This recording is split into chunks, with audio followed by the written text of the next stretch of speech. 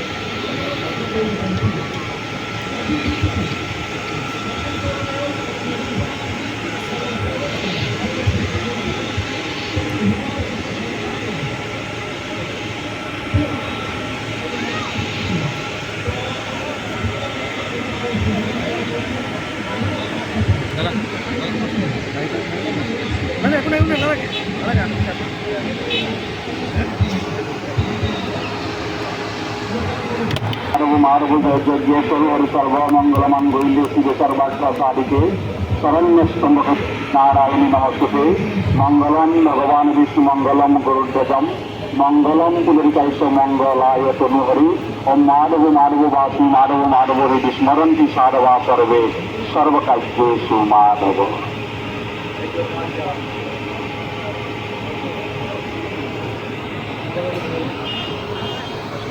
সভাৰ সুস্থতা বৃদ্ধি কৰিছে।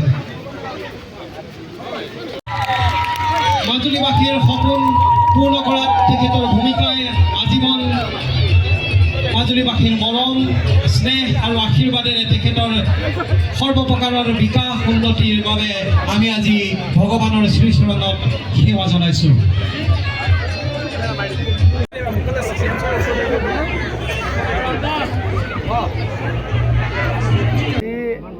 এটা আনন্দৰ দিন।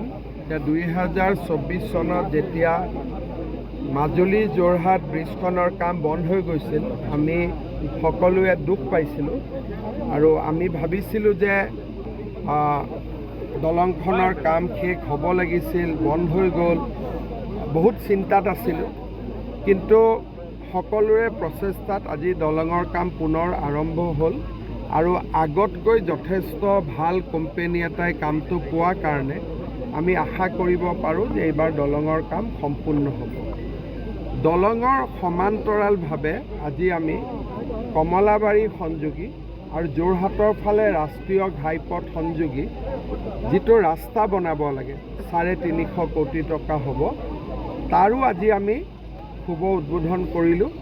এই ৰাস্তাটো গৈ পেলাই যোৰহাটৰ নেশ্যনেল হাইৱে জিষ্টৰ সন্মুখত লাগিব আৰু ই যাতে ৰাষ্ট্ৰীয় ঘাইপথ গুৱাহাটী ডিব্ৰুগড় ঘাইপথত থকা ৰাস্তাৰ লগত ই কনফ্লিক্ট নকৰে, সেই জেগাত এখন 1 কিলোমিটাৰৰ উৰণীয়া সেতু নিৰ্মাণ কৰা হ'ব, যাতে যোৰহাট ডিব্ৰুগড়ৰ গাড়ী ওপৰেদি পাৰ হৈ থাকিব পাৰে আৰু আমি তলত গৈ সংযোজিত হ'ব পাৰোঁ।